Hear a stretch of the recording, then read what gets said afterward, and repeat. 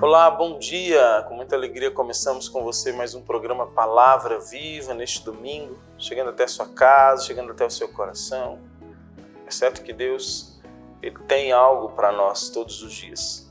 E eu convido você a abrir o seu coração para o que Deus quer falar com você hoje através da palavra dele. Todos os dias Deus quer falar conosco e hoje não é diferente. Basta que sejamos dóceis, sensíveis ao que Deus tem para nos falar, ao que Deus tem a nos dizer.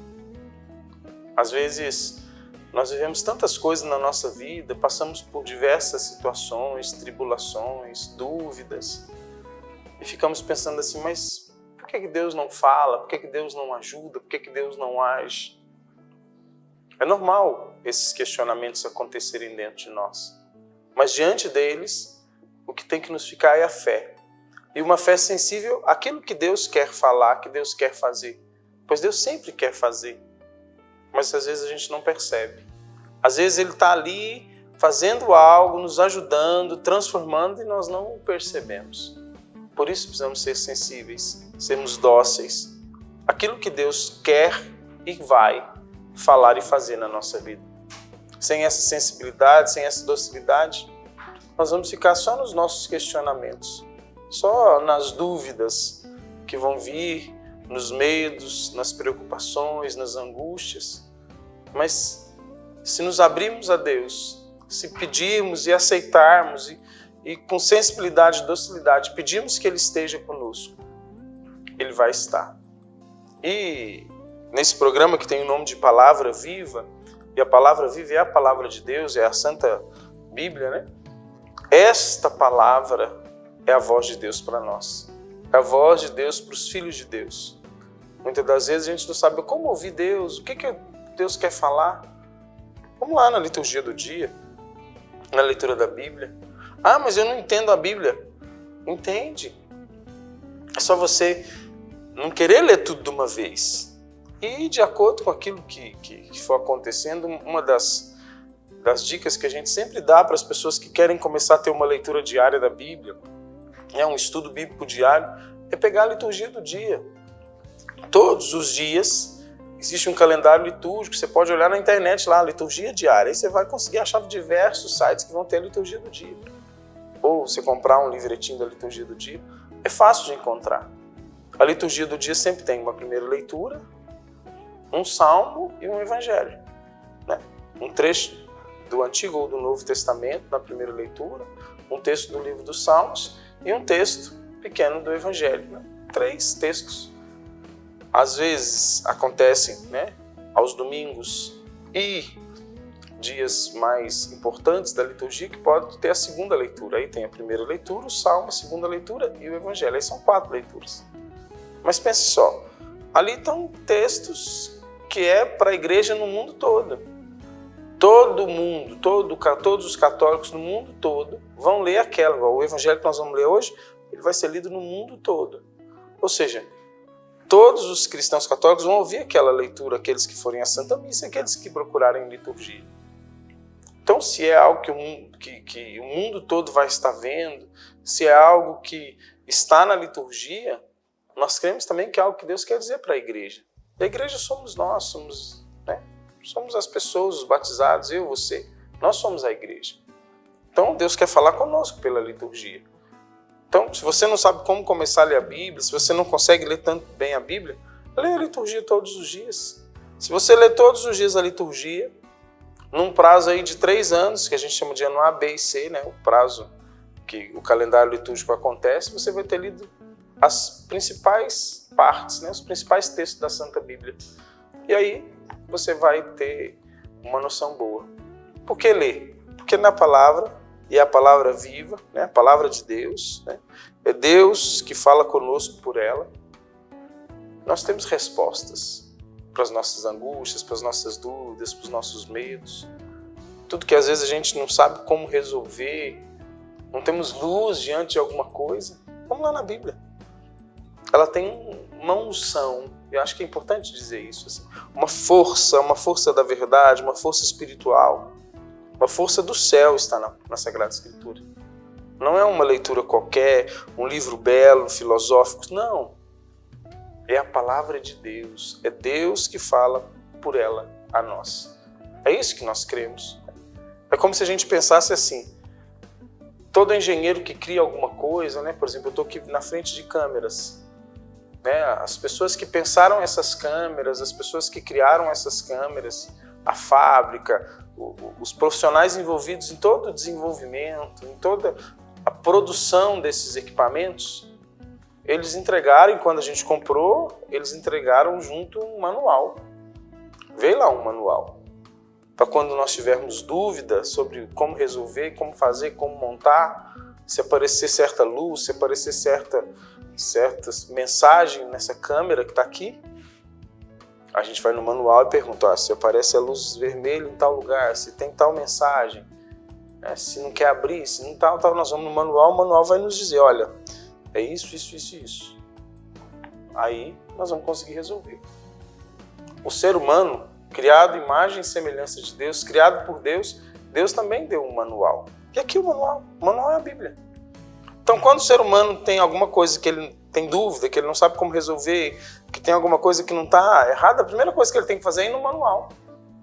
Assim como qualquer equipamento que a gente compra, como um carro que a gente compra. Né? Comprei um carro, aí apareceu erro no número tal. Eu vou lá no manual, o que é o erro número tal? Isso.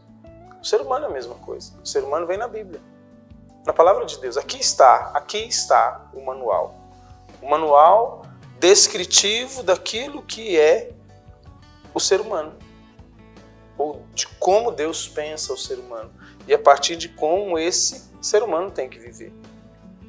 Porque um equipamento desse, se ele é 110 e eu ligar no 220, ele vai queimar. Então vai estar escrito no manual 110 só em 110. No manual vai estar escrito esse equipamento, se tiver contato com água, ele pode estragar. Aí se ele tiver contato com água, ele vai estragar.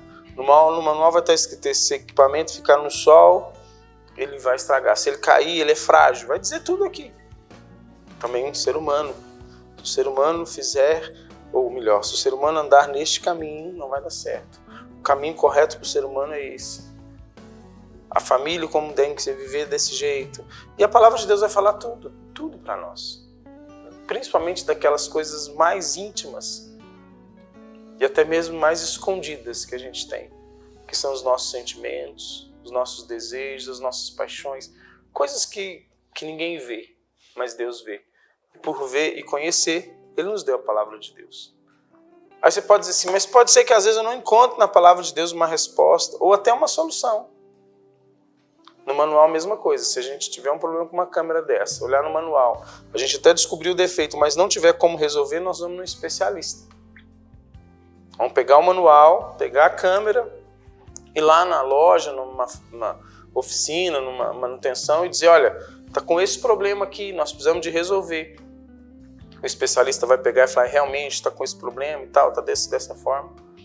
E ele vai ajudar a resolver. A partir do manual também. O especialista não pode fazer nada diferente do que está no manual da câmera. E conosco? O especialista é a igreja. Ali está o especialista. A instituição que tem mais de 2000 anos. E nesses 2000 anos esteve sempre cuidando do ser humano. Então quando eu vejo no manual, não está bom, eu vou lá no sacerdote, vou lá no padre. Vou lá conversar com eles. Padre, olha, não tá batendo aqui. Claro, o padre ou quem quer que eu procure não pode fazer nada fora do manual, porque senão não dá certo. Porque se eu for numa manutenção de uma câmera dessa e o cara fizer algo que não está no manual, fizer alguma coisa diferente do manual, o que vai acontecer? Ela vai estragar.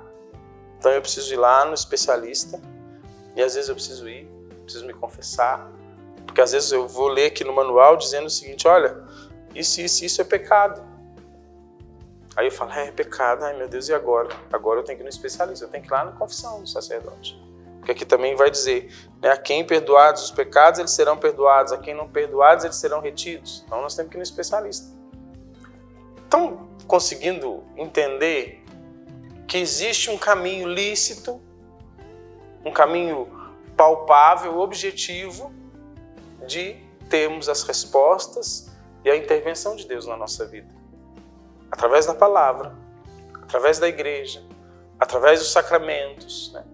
Na Santa Missa, que é a hora também da gente ir lá ouvir alguém que vai dizer mais, vai nos ajudar a entender o manual. Né? A Santa Missa é isso, nós vamos entender o manual. Tem coisa no manual que eu não consigo ver, vou na Santa Missa para entender o manual. E o melhor, e aí é algo que os equipamentos não têm oportunidade de fazer, que nada que a gente compra tem. Na Santa Missa, na confissão nós vamos no especialista, e o especialista vai resolver os problemas ali, né? Vai tirar ali aquilo que está estragando o ser humano. Agora na Santa Missa nós vamos encontrar o Criador do ser humano. É a mesma coisa que eu pegasse essa câmera e fosse lá no cara que pensou ela, no cara que sabe de todos os mínimos detalhes dela, o cara que imaginou para que ela serviria. Fosse lá aprender dele como lidar com a câmera. Na Santa Missa a gente encontra o próprio Cristo, aquele que nos criou, o Verbo. O Verbo era junto de Deus, o Verbo é Deus. Nós vamos estar com Ele e nele podermos viver uma vida como Ele pensou, como Ele sonhou, a melhor de todas as vidas. Deus tem uma vida para cada um de nós, uma história, um plano, um projeto. E Santa Teresinha do Menino Jesus dizia: eu sou aquilo que Deus pensa de mim. Você é o que Deus pensa de você. Por isso é importante descobrir o que Deus pensa, o que Deus quer, o que Deus espera de mim. E a partir daí, pautar a minha vida. Para a gente fechar esse primeiro bloco, de forma objetiva e fazermos uma síntese, é palavra, confissão e missa. Se nós estivermos dentro dessas três realidades concretas, nós vamos viver o que Deus sonhou de nós. Nós vamos estar dentro do projeto, nós vamos estar seguindo o manual, nos tratando com o especialista, com aquele que consegue nos ajudar e encontrando quem nos criou. Três coisas simples e necessárias. Não dá para a gente falar que é católico se a gente não vive, no mínimo, essas três coisas. Portanto, ouve esse convite de Deus. E nesse domingo, aproveite para ir à missa. Mas não acabou o programa. Nós vamos para o intervalo e na volta a gente vem para a palavra de Deus, para aquilo que o manual quer dizer para nós no dia de hoje, através da liturgia. Então não sai daí, nós já voltamos.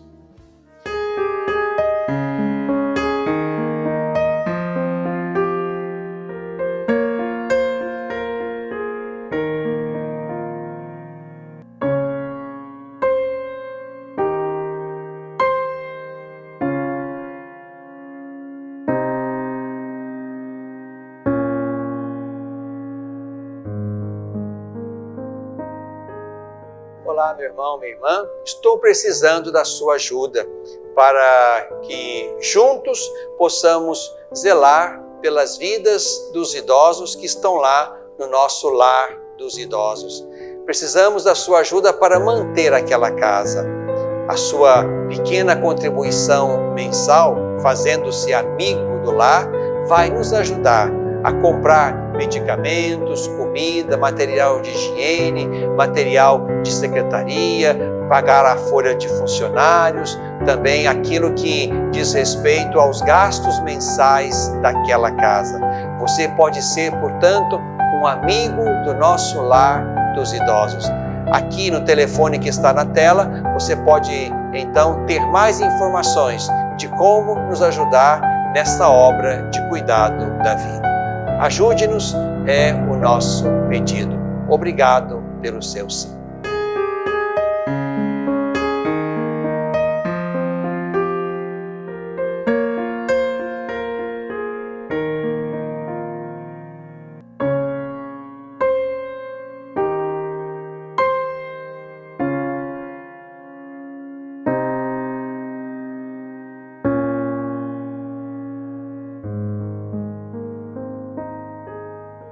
Estamos de volta com o nosso Palavra Viva, hoje, neste domingo, ouvindo o que Deus tem para nós. Deus tem algo a nos dizer no dia de hoje. E hoje nós temos o Evangelho de São Mateus, capítulo 5, versículos de 13 a 16. Mateus 5, de 13 a 16. É ainda o Sermão da Montanha, né? Os capítulos 5, 6, 7 do Evangelho de São Mateus, né? 3 capítulos, é o Sermão da Montanha. Jesus sobe na montanha e vai falar, e vai fazer o grande sermão, que começa com as bem-aventuranças. O primeiro ponto do Sermão da Montanha são as bem-aventuranças. E agora esse segundo ponto, que é lá no capítulo 13, que é do 1 ao 12, é o Sermão da Montanha. No 13, o subtítulo é Sal da Terra e Luz do Mundo. Então, acompanhe comigo Mateus 5, 13 a 16, que diz o seguinte: Vós sois o sal da terra. Se o sal perde o sabor, com que lhe será restituído o sabor? Para nada mais serve senão para ser lançado fora e calcado pelos homens. Vós sois a luz do mundo. Não se pode esconder uma cidade situada sobre uma montanha, nem se acende uma luz para colocá-la debaixo do alqueire, mas sim para colocá-la sobre o candeeiro, a fim de que brilhe a todos os que estão em casa. Assim brilhe vossa luz diante dos homens, para que vejam as vossas boas obras e glorifiquem vosso Pai que está nos céus. Palavra da salvação, glória a vós, Senhor. Pequeno, objetivo, mas muito profundo. Vós sois o sal, vós sois a luz. Sal e luz. Sal da terra, luz do mundo, diz o subtítulo. Entendemos isso, né? Deus nos chama a sermos sal e luz neste mundo. Essa é a realidade de vida, com as nossas dificuldades, com os nossos erros, acertos, com as nossas lutas. Deus nos chama a ser sal e luz. Vamos entender cada um, o que cada um pode representar para nós. E como viver isso neste mundo. Ser sal é a gente pensar para que o sal serve. O sal serve para dar sabor. Se é demais, fica ruim. Se falta, também fica ruim. Então ele serve para dar sabor. A primeira coisa é o equilíbrio, o sabor que ali está. E a segunda coisa que o sal serve é para não perder. Né? Antigamente, quando não tínhamos geladeira, quando as pessoas tinham dificuldade de armazenar alimento, elas salgavam aquele alimento para que ele não perdesse. Né? Então ele também serve para conservar. E nós então vamos ser o quê? Nós vamos ser quem dá sabor e conserva? Isso. Nós vamos ser no mundo aquelas pessoas que vão dar sabor ao mundo, sabor à vida dos outros. Não vamos ser nem de mais nem de menos. Nós vamos ser alguém que traz para as pessoas o sabor de viver, a alegria de viver. Proporcionar para o outro coisas boas. Isso é amar. Amar ao ponto do outro se sentir bem quando está ao nosso lado. Tem hora que as pessoas não se sentem bem quando estão do nosso lado. Ou a gente é de mais ou a gente é de menos. Tem aqueles que são muito frios, que não dão nem importância, indiferentes. Ou tem aqueles que sufocam, que são demais. Nós precisamos dar sabor à vida dos outros. E o dar sabor é ser na vida dos outros alguém que proporciona alegria, segurança, que ama de verdade. E conservar. O que o sal vai conservar? Ou melhor, o que nós vamos conservar no mundo? Nós vamos conservar aquilo que é valioso, aquilo que é importante.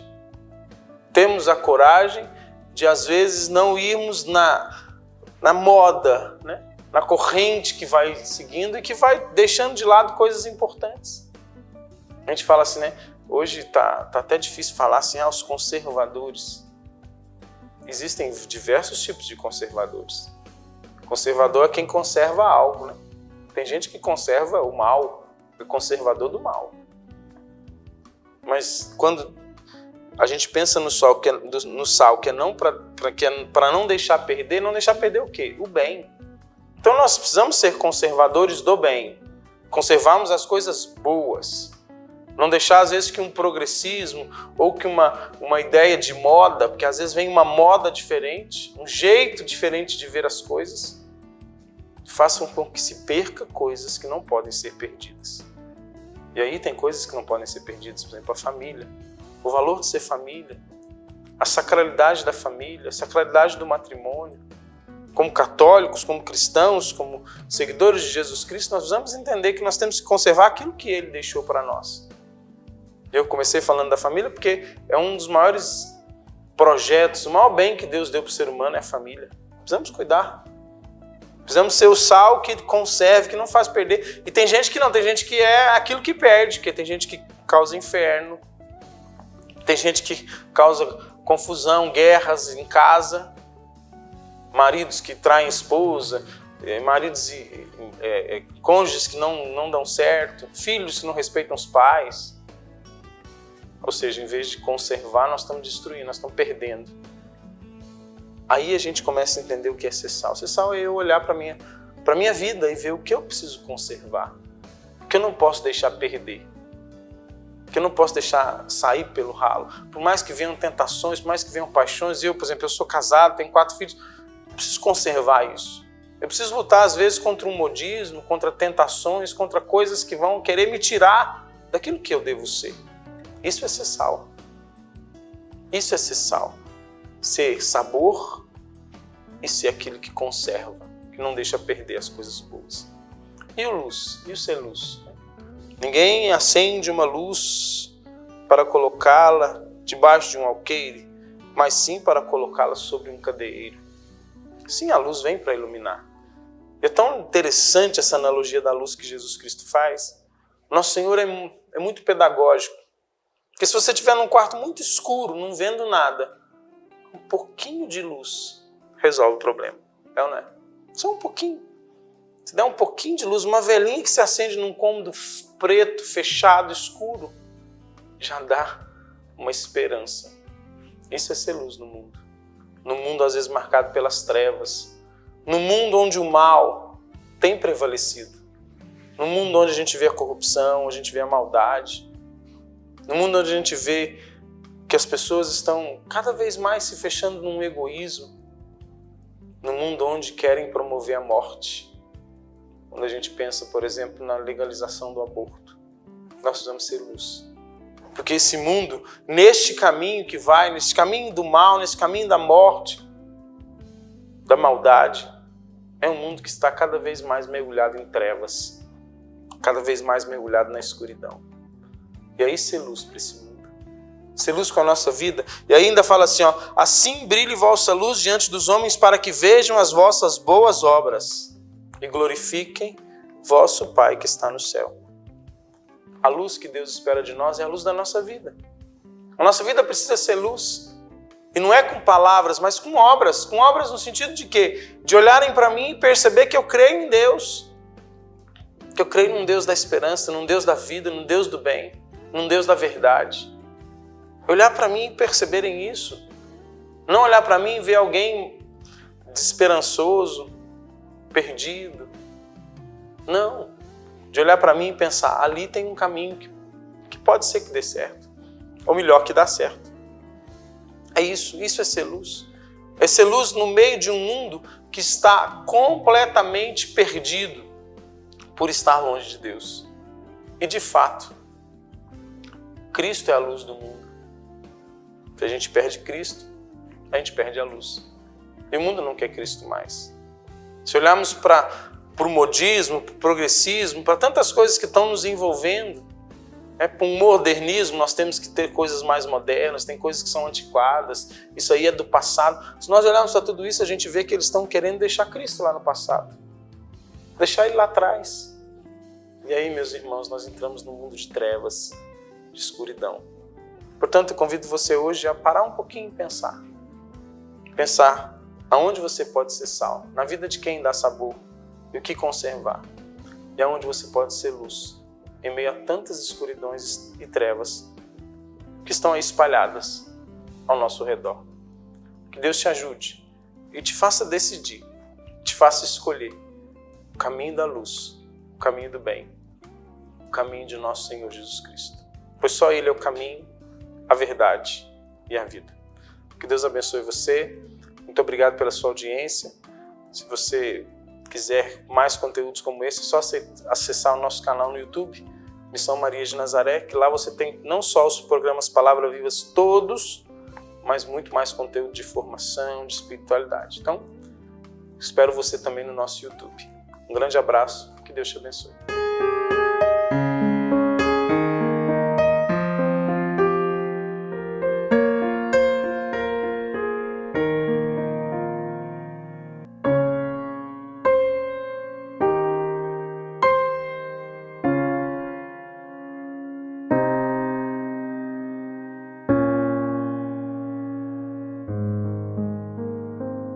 Olá, meu irmão, minha irmã. Estou precisando da sua ajuda para que juntos possamos zelar pelas vidas dos idosos que estão lá no nosso lar dos idosos. Precisamos da sua ajuda para manter aquela casa. A sua pequena contribuição mensal, fazendo-se amigo do lar, vai nos ajudar a comprar medicamentos, comida, material de higiene, material de secretaria, pagar a folha de funcionários, também aquilo que diz respeito aos gastos mensais daquela casa. Você pode ser, portanto, um amigo do nosso lar dos idosos. Aqui no telefone que está na tela, você pode então ter mais informações de como nos ajudar nessa obra de cuidado da vida. Ajude-nos é o nosso pedido. Obrigado pelo seu sim.